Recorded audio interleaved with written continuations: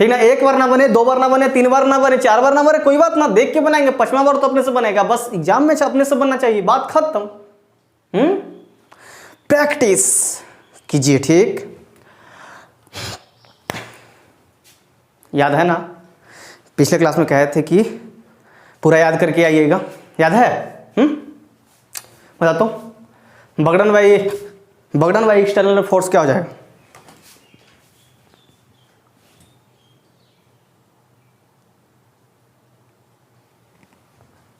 बगड़न by external force क्या होगा? External force यानी कि पर्सन, याद है? नहीं याद है? बर्डन equal to delta U Q into delta V. अच्छा, आज कोई बात नहीं, आज हम लोग relation between E and V के बारे में पढ़ेंगे। इलेक्ट्रिक फील्ड एंड पोटेंशियल लिख दो, relation between E and V, electric field and potential में रिलेशन, इलेक्ट्रिक फील्ड रिलेशन होता है E is equal to minus D V by D R. D V का क्या होता है? आर से differential, E equal to minus D V by D R. क्या इसको अगर लिखा जाए x में क्या हो जाएगा? Minus D V by D X क्या हो जाएगा? उसी तरफ y के लिए minus D V by D by J, उसी तरफ ई जेड के लिए minus D V by D Z. समझ में आया? अब बस कुछ नहीं, इनेट निकालना है तो क्या कर देंगे? जोड़ दो, E by J plus E Z, सबको यहाँ पे रख दो। Relation between E and V is equal to minus D V by D R. E X के लिए, एक्स एक्स के लिए जब आर की जगह बस एक्स कर दो, बाई की जगह बाई कर दो, आर की जगह बस, तीनों को अगर सम करना है तो सम कर दो। तो इसी में आगे इनफॉर्म दो प्लेट के बीच में जो जनरेट होता है पोटेंशियल निकालना है। दो प्लेट दिया गया है, दोनों के बीच का डिस्टेंस दिया गया, plus plus plus plus minus minus minus minus, ठीक ना। इलेक्ट्रिक फील्ड दिया गया है। जब इलेक्ट्रिक फील्ड दिया गया है, इधर क्या है? हाई पोटेंशियल, इधर लो पोटेंशियल। ये क्या है? हाई पोटेंशियल, ये क्या है? Low potential. तो क्या हो जाएगा? हाई पोटेंशियल में से लो पोटेंशियल को क्या कहते हैं? हम घटाते हैं। यूज करना, याद रखो। दो प्लेट के बीच हाई पोटेंशियल, लो पोटेंशियल के बीच में इलेक्ट्रिक फील्ड डिनोट होता है V1 by V2 is equal to ED। क्योंकि इलेक्ट्रिक फील्ड, क्योंकि लिखो इलेक्ट्रिक फील्ड हाई पोटेंशियल से लो पोटेंशियल की ओर बहता है। समझा?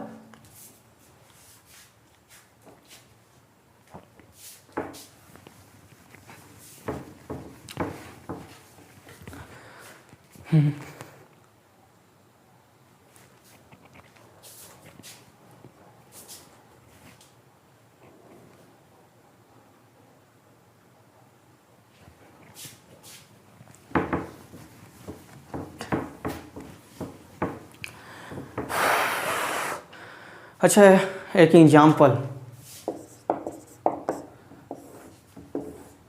ठीक, ऐसे नहीं, डॉट डॉट करके इधर से देखो, 1 2 3, ठीक। एक और D1 D2 क्या? Electric field. समझ में आया? पोटेंशियल दिया गया V1 V2 V3। तो बताइए कि यहाँ पर पोटेंशियल किसका ज़्यादा होगा? हम अभी पीछे फार्मूला पढ़े हैं, E equal to minus D V by D R. Negative है, यानी कि जिसका इलेक्ट्रिक फील्ड ज़्यादा होगा उसका पोटेंशियल कम होगा। इलेक्ट्रिक फील्ड ज़्यादा V3 का है तो पोटेंशियल किसका होगा, कम था। इलेक्ट्रिक फील्ड E3 का ज़्यादा है E2 से E1 से, तो पोटेंशियल क्या हो जाएगा, पोटेंशियल V1 का ज़्यादा होगा V2 से V3 से, क्योंकि E equal to minus dV/dr। समझा। अब आगे नोट पॉइंट में लिखना है,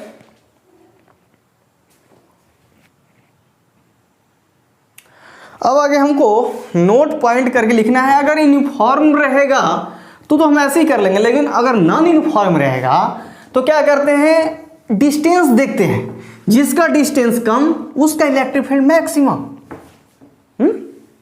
नोट पॉइंट में नोट करके लिखो पहला, अगर यूनिफॉर्म है, सब क्या है, बराबर है, 50 volt, 40 volt, 30 volt, 20 volt electric field दिया गया है, ठीक ना। तो क्या है, ये यूनिफॉर्म में है, यूनिफॉर्म में है, सेपरेशन क्या है, सेम है, सेपरेशन क्या है, सेम है। तो क्या कुछ नहीं करना है, E is equal to dV/dr, E से ज़्यादा वो भी ज़्यादा, तो सबसे ज़्यादा किससे ज़्यादा होगा,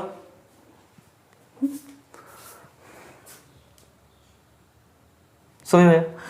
अगर सेम रहेगा तो, अगर नॉन यूनिफॉर्म, ये यूनिफॉर्म में था, और दूसरा अगर सेपरेशन सेम नहीं है तो क्या हो जाएगा, नॉन यूनिफॉर्म, यानी कि उसमें क्या होगा, जिसका डिस्टेंस कम होगा उसका इलेक्ट्रिक फील्ड ज़्यादा होगा।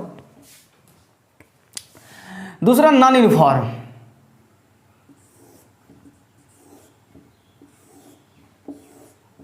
हाँ, 50 volt, 40 volt, 30 volt, 20 volt, 10 volt electric field. समझा।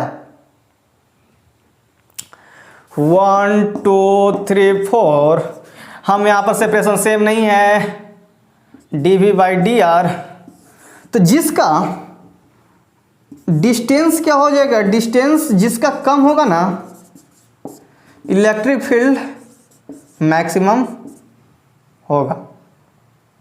डिस्टेंस जिसका कम होगा उसका इलेक्ट्रिक फील्ड क्या हो जाएगा, मैक्सिमम।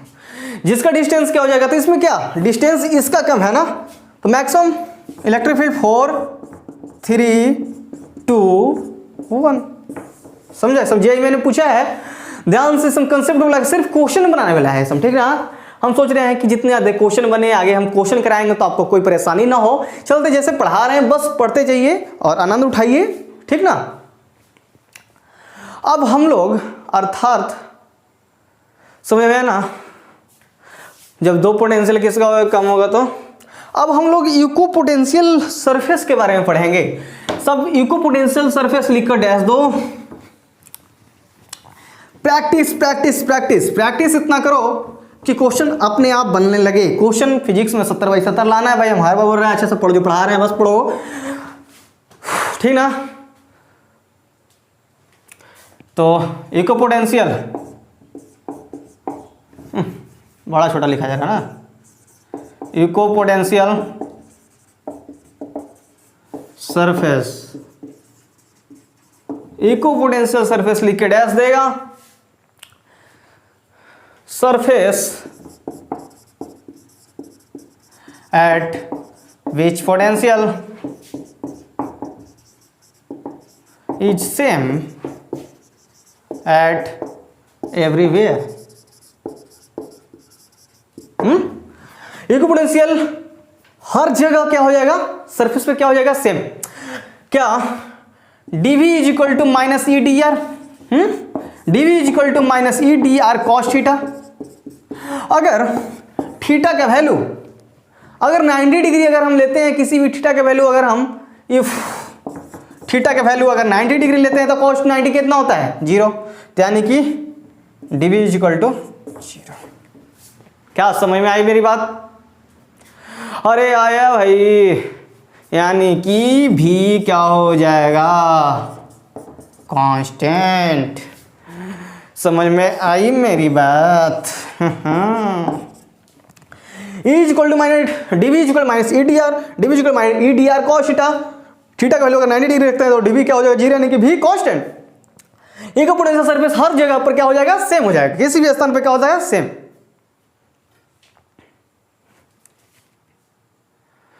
अब हम लोग इंपॉर्टेंट पॉइंट इसके इको पोटेंशियल के इंपॉर्टेंट पॉइंट लिखेगा, सब इंपॉर्टेंट पॉइंट लिख कर डैश देगा। पहला पॉइंट में लिखेगा क्या होता है, सरफेस के परपेंडिकुलर होता है equipotential surface, surface always perpendicular electric field, equipotential surface always perpendicular to electric field. हमेशा क्या होता है इलेक्ट्रिक फील्ड के क्या होता है परपेंडिकुलर होता है। तो इसका example V1 V2 V3 electric field किसका ज़्यादा होगा, हम जानते हैं is equal minus dv by D are. तो इलेक्ट्रिक फील्ड V1 का ज़्यादा होगा, V2 का ज़्यादा होगा, V3 का ज़्यादा होगा। इलेक्ट्रिक फील्ड किसका हो जाएगा 3 2 और 1। समझ में आया। दूसरा पॉइंट लिखेगा, यह कोई जरूरी नहीं है कि इको पोटेंशियल सरफेस हमेशा पैरेलल हो, बस ये ध्यान रखना है कि एक दूसरे को कट ना करे। इतना आप ध्यान रखिए कि इको पोटेंशियल सरफेस पैरेलल हो या ना हो, इससे मतलब नहीं, बस इतना ध्यान में रखिए आप कि वह एक दूसरे के कट कर रहा है या नहीं, बस समझा। दूसरा पॉइंट लिखो, नहीं ना है भाई।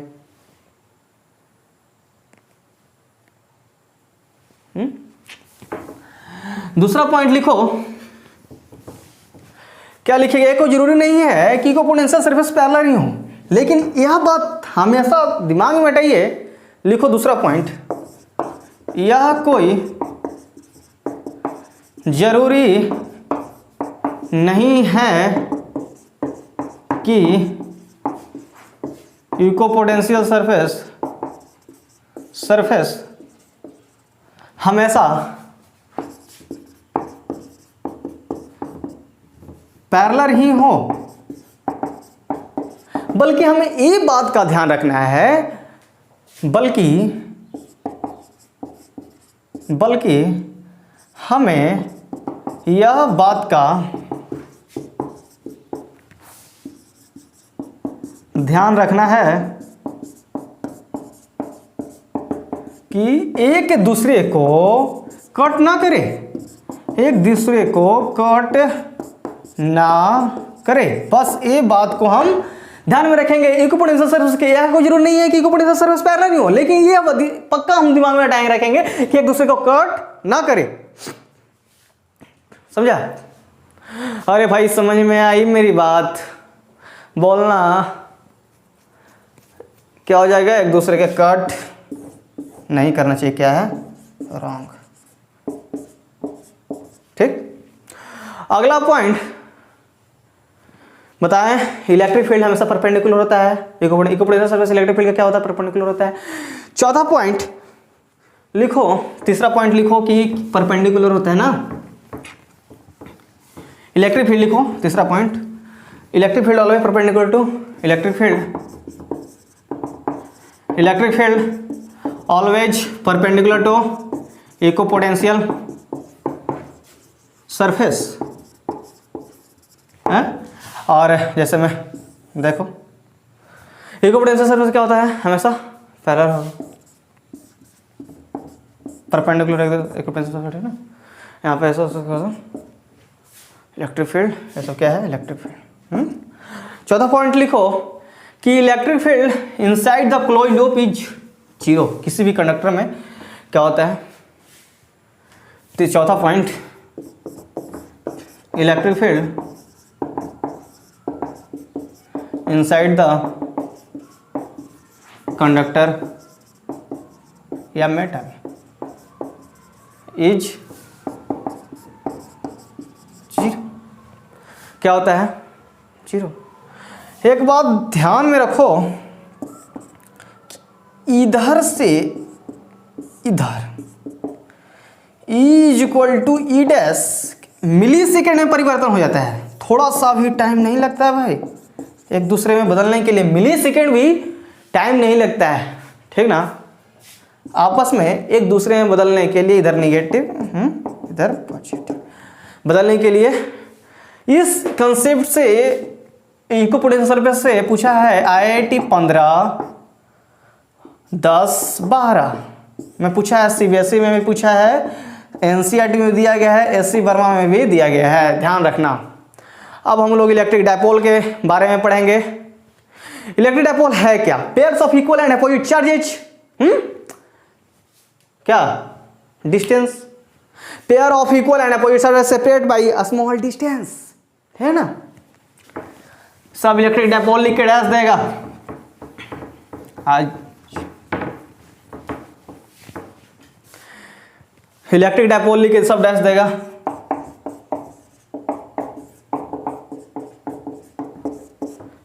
इलेक्ट्रिक डायपोल लिख के सब डैश देगा। लिखो pair of equal and opposite charge separate at a small distance minus Q plus Q, a small distance. Pair of equal and opposite charges, यहाँ पर डी वही, तो क्या हो जाएगा electric dipole P is equal to Q D. ये क्या है? Dipole moment. ये क्या है? डिस्टेंस। ये क्या है? चार्ज। ठीक। Pair of equal and opposite charge separate at a small distance, P is equal to Q D, याद रखेगा। इसका डायरेक्शन होता है, डायरेक्शन क्या होता है? डायरेक्शन निगेटिव टू पॉजिटिव, ठीक ना। अब हम लोग पढ़ेंगे electric field and potential due to dipole. Electric field और पोटेंशियल डायपोल के कारण निकालना है। डैश दो, लिखो electric field and potential due to dipole. Electric field and potential due to dipole. Electric field potential निकालना है डायपोल के कारण। इलेक्ट्रिक फील्ड पोटेंशियल निकालना है डायपोल के कारण। भाई एक बात ध्यान रखिए, कोई कुछ बोले आप अपना काम करते रहिए। लोगों का बोलना काम है। अगर आप कुछ अच्छे काम कर रहे हैं, बड़े काम कर रहे हैं, तो आपके सहयोगी बहुत कम होंगे, विपरीत बहुत ज़्यादा होंगे, क्योंकि वो सोचेगा अरे हमसे आगे क्यों भाग रहा है, हाँ क्या किया कि भारत, इसे बढ़ावा ना दे के बोले आपको नीचे की ओर पैर से खींचेगा। लेकिन आप डरना नहीं, आप आगे की ओर बढ़ते रहना। ये कोई माने नहीं रखता है कि हम क्या कर रहे हैं नहीं कर रहे हैं, बस अपना नॉलेज बढ़ाइए। या कोई जरूरी नहीं है कि 12th पास करके क्या करेगा, थोड़ा नौकरी मिल जाएगा, 12th पास करेगा, बस उतना नहीं, नॉलेज को बढ़ाओ। अरे कहीं भी कुछ करेगा तो पैसा कमा लेगा, नॉलेज सिर्फ रहना चाहिए। ये जरूरी नहीं है कि डिग्री लेके नौकरी लें। यार नौकरी क्या है, इस सब में नौकरी कुछ है? नौकरी क्या है? एक तरह से बता देते हैं, बैल के खूटा क्या है? सुबह खाना देते हैं, उठा के शाम में वहाँ बांधते हैं, फिर लाते हैं। यही क्या चिड़िया जैसे में क्या है? कोई भी तोता को आराम से क्या मिलता है? सुबह खाना मिलता है, शाम में बस उतने में खुश है। क्या वो जिंदगी है? जिंदगी मतलब आज़ादी। क्या है नौकरी में? सुबह नाश्ता पैक किए, गए, शाम को फिर आ गए, रोज यही काम हुआ। तो यार जिंदगी है यार, यही लाभ पढ़े हैं, पढ़ कर यही करेंगे, कुछ बड़ा करेंगे। तो बस नॉलेज को बढ़ाओ। ये जरूरी नहीं है कि 12th है क्या? 12th तो ऐसे जीरो है, कुछ नहीं है। 12th ऐसे पास कर जाएगा। मेहनत करो, ऐसा मेहनत करो, बार बार प्रैक्टिस करो हर क्वेश्चन को, बस ठीक ना। लड़कन जहाँ फंसा है उसको एक बार लाओ। हम जानते हैं कि कहाँ का लड़कन फंसा हुआ है, उसे एक बार लाओ, ठीक ना। दिखा मेरा वीडियो, तब पता चलेगा कि उस मास्टर कैसा पढ़ा रहा है, हम कैसा पढ़ा रहे हैं। हम देखे हैं कुछ मास्टर ऐसे ही पढ़ा रहा था, तो लड़कन को एक बार दिखाइए, पक्का है, वादा है, लड़कन मेरे पास ही आएगा। एक बार सिर्फ आ जाए, देख ले वीडियो, तब ना सबको छोड़कर आ जाएगा मेरे पास। एक बार आप लोग जितने दोस्त भाई हैं सबको बात बताइए। और हाँ, 11th का हम चैप्टर स्टार्ट कर रहे हैं बृहस्पतिवार से, यूनिट एंड डायमेंशन। इसलिए जो 11th वाले बच्चे हैं वो बृहस्पतिवार से तैयार हो जाएं, थर्सडे से तैयार हो जाएं यूनिट एंड डायमेंशन के लिए, ठीक, तो दिया गया। तो पहला ए पॉइंट में लिख के डैश दो, at a point on dipole axis, at a point on dipole axis, किसी भी एक्स डाइपोल एक्सिस पे इलेक्ट्रिक फील्ड क्या हो जाएगा, 1/4 pi epsilon naught into 2p by R Q, क्या हो जाएगा इलेक्ट्रिक फील्ड। पोटेंशियल क्या हो जाएगा 1/4 pi epsilon naught p by R square. ठीक, दूसरा इक्वेटोरियल पॉइंट पे इलेक्ट्रिक फील्ड और पोटेंशियल निकालना है डाइपोल के कारण, बी एट ए, कहाँ पे इक्वेटोरियल पॉइंट पे निकालना है, at a point on equatorial point पे निकालना है हमको। इक्वेटोरियल पे क्या करना है हमको, निकालना है इक्वेटोरियल प्लेट पे निकालना है। तो क्या हो जाएगा इधर इलेक्ट्रिक फील्ड क्या हो जाएगा, कुछ नहीं करना है इसमें, वहाँ क्या होता था 2, बस वहाँ 2 को हटा के सिर्फ 1 कर देना, p बाई आर क्यू। और पोटेंशियल क्या होता है 0 होता है इक्वेटोरियल का, समझा। आर बहुत ज़्यादा, इक्वेटोरियल पॉइंट पे इलेक्ट्रिक फील्ड डाइपोल में relation kp by R Q, इसको हम k कहेंगे, पोटेंशियल क्या हो जाएगा 0 होगा। अब हम रिजल्टेंट निकालते हैं, तीसरा पॉइंट डाइपोल एक्सिस और इक्वेटोरियल के बीच में जो रिजल्टेंट निकलेगा वो क्या निकलेगा वो हम देखते हैं।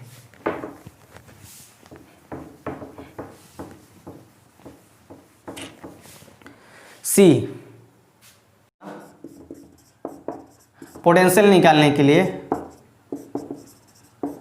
पोटेंशियल एट जनरल पॉइंट, कहीं भी यूज कर सकता है जनरल पॉइंट, ठीक ना, क्या हो जाएगा 4 pi epsilon naught p cos theta by R square.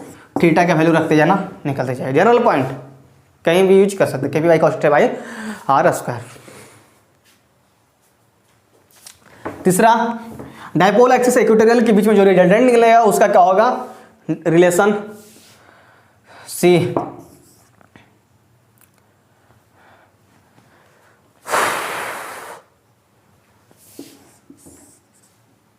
Dipole equatorial, तो रिजल्टेंट क्या हो जाएगा वही निकालना है हमको, नेट क्या हो जाएगा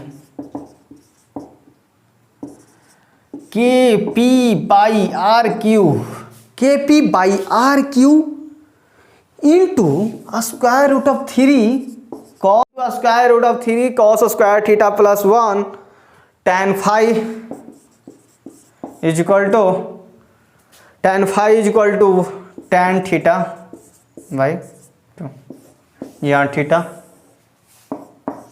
ठीक। ये यहाँ पर अच्छे से लिख लो, इक्वेटोरियल के लिए है, ये क्या है डाइपोल के लिए,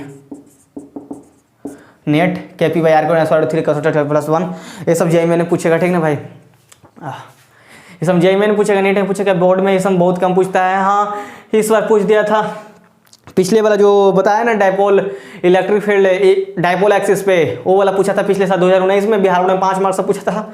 अरे हल्का है, कुछ नहीं है, बस देखते जाओ, बनाते जाओ, मजा उठाते जाओ, समझ में आए तो बोलना, ना समझ आए तब भी बोलना, मजा है, फिजिक्स मजा है, जहाँ फंसा हुआ है सबको तो नहीं लाता, ठीक ना भाई। आप लोग ये काम कीजिए, जहाँ जहाँ फंसा लड़कन सबको लेकर लाइए, ये वीडियो दिखाइए, ज़्यादा से ज़्यादा चैनल को बढ़ाइए। आइए तो जाइए ना, वीडियो को ज़रूर देखिए और सब्सक्राइब जरूर करें, ठीक ना। जितना भी लोग मेरे वीडियो पे आए हैं देखें, सब्सक्राइब जरूर करें, आपसे निवेदन है, ज़्यादा से ज़्यादा बढ़ाएं, ज़्यादा से ज़्यादा लोग तक पहुँचाएँ मेरे वीडियो को। अगला point torque on dipole, torque और dipole relation,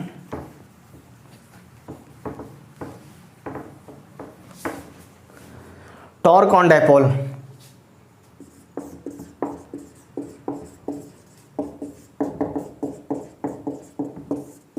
torque on dipole सब जेई में पूछेगा, बोर्ड करना chance. Torque is equal to P cross relation, और दूसरा potential energy dipole,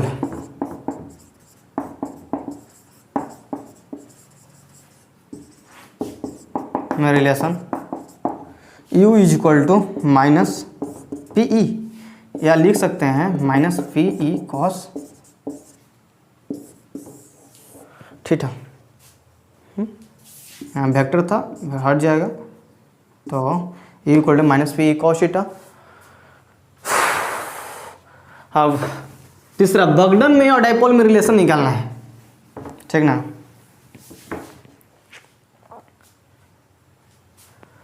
work done in rotating dipole is theta 1 to theta 2। बगडन निकालना है, तो बगडन कैसे निकलेगा, फार्मूला जानता है? कोई बात नहीं जानते हैं सर तो प्रूफ कीजिए। Delta U is equal to Q into delta V. हम जानते हैं कि क्यू डेल्टा वी क्या हो जाएगा, डेल्टा यू को अभी लिख सकते हैं, अभी क्या लिखे, minus P E cos theta ना। डेल्टा यू को लिख सकते हैं U two minus U one minus P E two cos theta minus P E one cos theta, क्या हो जाएगा minus P E two cos theta plus P E one cos theta. तो बगडन is equal to क्या हो जाएगा, P E cos theta 1 minus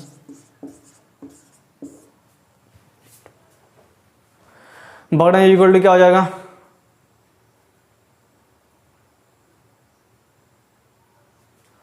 यहाँ पर 2 ना लिखेगा, 2 लिखो यहाँ पे 1। बगडन इज इक्वल टू क्या हो जाएगा, P E cos theta 1 minus cos theta 2, याद रखो।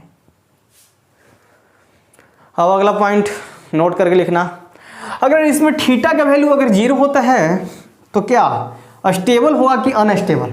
थीटा का वैल्यू अगर 0 होता है तो क्या स्टेबल होगा या अनस्टेबल। अगर इलेक्ट्रिक फील्ड दिया गया, ठीक ना, अगर थीटा का वैल्यू अगर 0 डिग्री हो, ठीक ना, तो यू क्या हो जाएगा, मिनिमम, यानी कि माइनस पी ई। कैसे हो जाएगा, U इज इक्वल टू क्या होता है formula, minus P E cos theta. इसको हटाओ, नोट में करके सब लिखना बात, इस नोट में U is equal to minus P E cos theta. अगर थीटा का वैल्यू अगर 0 डिग्री रखा गया है तो माइनस पी। दूसरा थीटा का वैल्यू अगर 180 डिग्री रखा गया है तो E मैक्सिमम हो जाएगा, यानी कि P E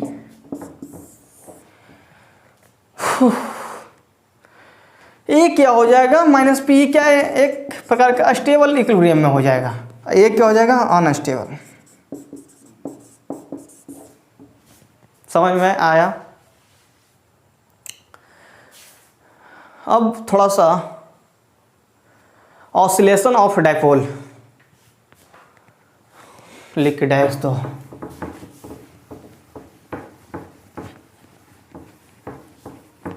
oscillation of dipole लिख के दे देगा, ठीक ना। Oscillation of dipole, isolation of dipole क्या है, यदि स्टेबल इक्विलिब्रियम से थोड़ा सा भी डिस्प्लेस करेंगे ना तो एसएचएम होगा। यदि स्टेबल इक्विलिब्रियम से थोड़ा सा भी क्या की डिस्प्लेस किए तो एसएचएम करने लगेगा। तो इसमें क्या हो जाएगा, स्टेबल लिखो, यदि स्टेबल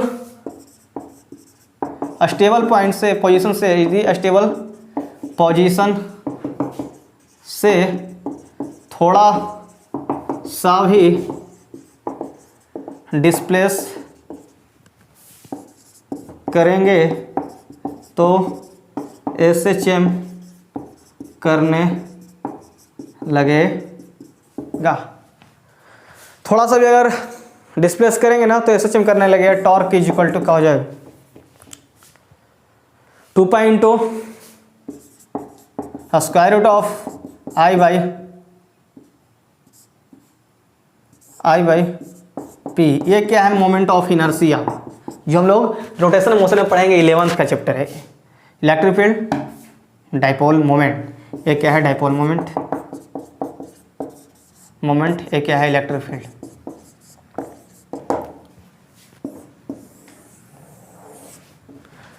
यदि स्टेबल पोजीशन में थोड़ा सा भी डिस्प्लेस करेंगे तो वाकई क्या करने लगेगा, एसएचएम करने लगेगा। पूछा है आईआईटी, जेईई, सीबीएसई सब में पूछा है। कब कब पूछा गया है, 21 में, 17 में, सीबीएसई 13, 12, 2। ठीक, oscillation of double edge stable position थोड़ा सा डिस्प्लेस करेंगे तो एसएचएम करने लगेगा। 2.5 पे I moment of inertia P, dipole moment ही इलेक्ट्रिक फील्ड। अब लास्ट पॉइंट, इनफॉर्म कब, नॉन इनफॉर्म में कब, कौन कौन रोटेट करेगा, किसमें और कब, कैसे, तो देखते हैं। अब इनफॉर्म इलेक्ट्रिक फील्ड इधर लिखो, इनफॉर्म इलेक्ट्रिक फील्ड में, इनफॉर्म इलेक्ट्रिक फील्ड में क्या हो जाएगा, net force 0 is equal to, net force 0 होगा, सिर्फ इसमें क्या हो जाएगा, टॉर्क लगेगा। जब इसमें अगर टॉर्क लगेगा तो क्या करेगा, सिर्फ रोटेशन करेगा, रोटेशनल मोशन करेगा। जबकि नॉन इनफॉर्म इलेक्ट्रिक फील्ड में क्या हो जाएगा, इसमें ना ही फोर्स 0 होता है, ना ही फोर्स 0 होगा और ना ही टॉर्क 0 होगा। इसलिए इसमें ट्रांसलेशन एंड रोटेशनल मोशन दोनों करेगा। नोट पॉइंट करके लिख लेगा। अगर यूनिफॉर्म इलेक्ट्रिक फील्ड होगा तो इसमें फोर्स 0 होगा, यानी कि इसमें टॉर्क लगेगा सिर्फ। जबकि नॉन यूनिफॉर्म में ना ही फोर्स 0 होगा ना ही टॉर्क 0 होगा, यानी कि उसमें रोटेशनल ट्रांसलेशन दोनों लगेगा। क्लास में पढ़ने में मजा आया भाई, आप लड़कों के इंतजाम कीजिए किसी भी तरह। एक बात नोट करके लिख लो कि वर्क डन क्लोज्ड लूप में क्या होता है, 0 होता है। यहां पर लिख लो नोट में, वर्क डन क्लोज्ड लूप में क्या हो जाएगा, 0 होगा। ठीक, मिलते हैं अगले क्लास में। न्यूमेरिकल के साथ थोड़ा सा बच गया है, और न्यूमेरिकल अगले क्लास में जितना भी अभी तक पढ़ लिए उससे अगला दिन न्यूमेरिकल होगा। जेईई मेन में, नीट में, 12th में, सीबीएसई में कुछ भी पूछा गया है, अगला दिन क्लास में होगा न्यूमेरिकल। जितना पढ़ाया उतना अच्छे से पढ़ लीजिएगा, ठीक ना, बन जाएगा। कोई दिक्कत हो, मेरा फेसबुक नवीन कुमार से बना है, NAVEEN जो, और फोटो यही लगा हुआ है, जो चैनल लगा हुआ है। कोई क्वेश्चन डाउट हो आप वहाँ पूछ सकते हैं। मेरा भाई बात मानिए, जहाँ से जहाँ तक जितना लड़का है सबको बताइए, एक बार वीडियो देखने के लिए कहिए, और चैनल को बढ़ाइए, ग्रोथ कीजिए, ताकि हमें पढ़ाने में मजा आए, ताकि आपको लाभ हो, ठीक ना। मिलते हैं अगले वीडियो में। हाँ, 11th का बैच स्टार्ट होने वाला है थर्सडे से, यानी कि बृहस्पतिवार से। तो जितने भी 11th वाले बच्चे हैं सबसे कह दीजिएगा, ठीक ना। उसमें यूनिट एंड डायमेंशन स्टार्ट होगा। ठीक, मिलते हैं अगले वीडियो में न्यूमेरिकल के साथ। ठीक।